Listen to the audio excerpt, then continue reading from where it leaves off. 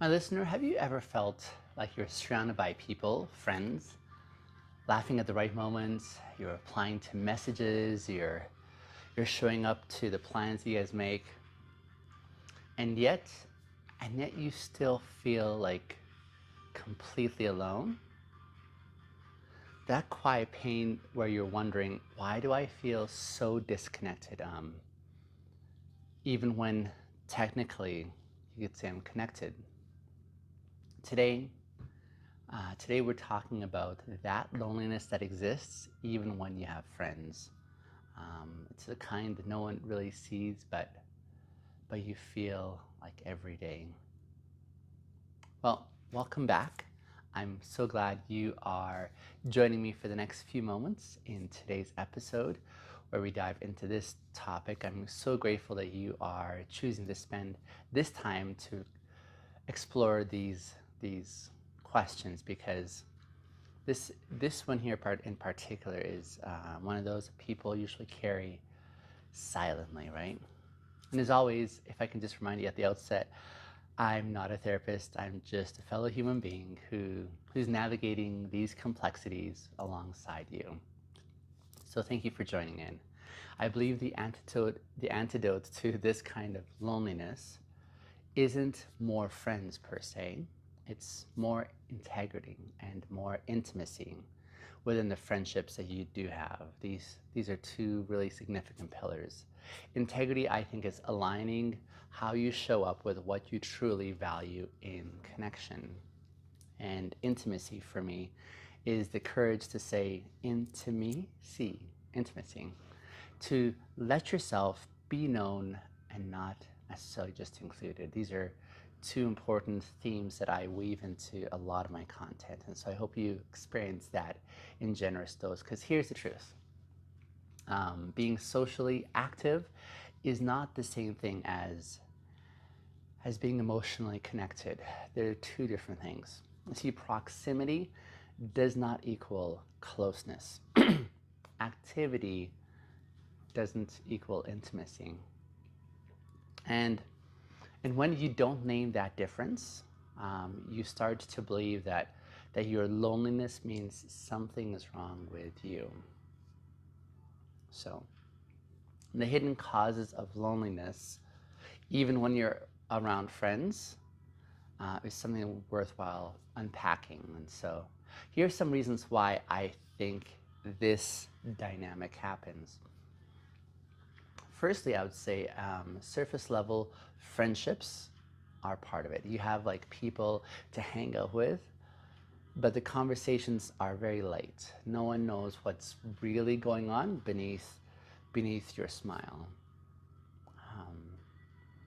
Secondly, I think there's being the strong one. You know, you're always the listener, you're the helper, you're the steady presence, but but no one asks how you're really doing, and you're too used to hiding that part of you.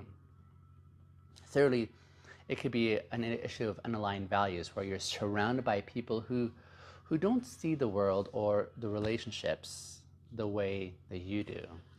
And it's not that they're bad friends, it's just that they're not your people at the soul level, you know.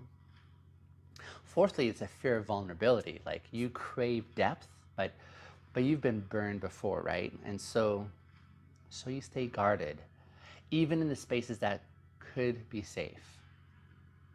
So, my dear listener, just pause here and ask yourself, which of these resonates with you deeply, resonates the most with you? Where are you present socially, but absent emotionally?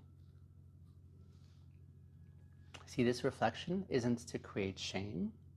No, it's to offer clarity, because clarity is the first step towards connection that actually nourishes your soul. So, how integrity can ease emotional loneliness so you don't have to feel this pain? Let's talk about that a little bit more here. I think it starts with integrity. It starts with integrity, not chasing more people. It's not forcing more closeness, but instead it's aligning how you show up with what you truly want in a friendship. And here's what that can look like. Stop performing. Stop performing that you're available when you're actually feeling unseen. If the group chat feels hollow, it's okay. It's okay to engage less in it, right? Consider initiating deeper conversations with the right people. You could try asking, what's something you've been carrying lately that no one's asking you about, that you wish they'd ask you about? And then watch who leans into that kind of a question, right? Like you can name your craving for depth out loud. Like you could say something like, I've been realizing I want more intentional connection in my life. Would you be open to that kind of a friendship? You could audit your friendships for alignment and not just history, right? Who actually makes space for your full self, not just your fun social side. And when your actions start reflecting your desire for depth, two things are likely to happen. The wrong connections will start to fade away naturally, and then the right ones begin to grow slowly but intentionally and meaningfully. Now, it can feel risky when you're inviting more intimacy into your life. But here's where intimacy comes in with its beautiful offerings.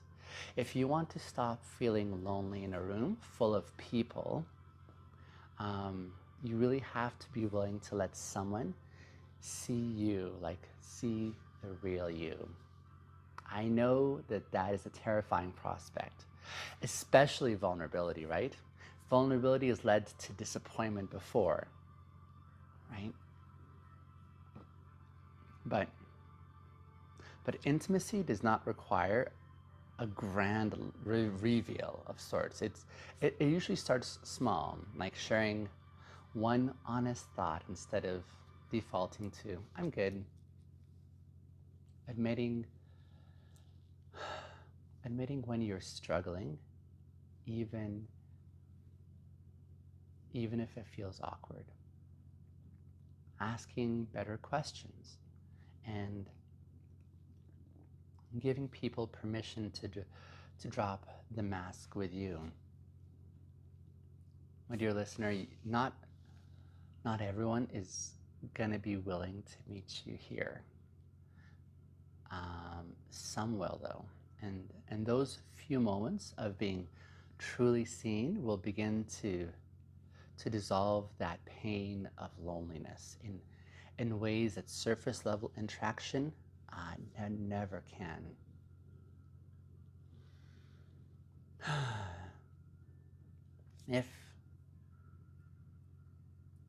If you've been feeling lonely, even with friends, I don't think it means you're broken. It doesn't mean you're ungrateful. It doesn't mean that you're too much. You are not too much for craving deeper connection. No, you're just someone who's wired for realness in life, right? Who wants to experience the real thing, for reciprocity, for friendships that hold more calendars of richness, more conversations than just about the weather. So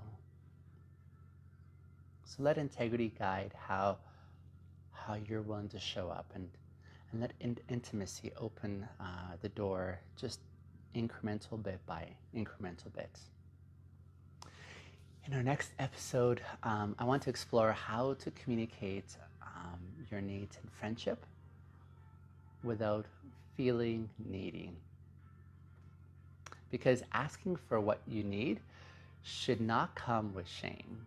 And so we'll talk a little bit about how to do that with confidence and with care. But like usual, if this episode has resonated with you, reflect on it and share it with someone you'd like to go deeper with. Use it like as a bridge and not just a moment of recognition. And as always, my dear listener, go gently. Be kind to yourself because you're doing far better than you think.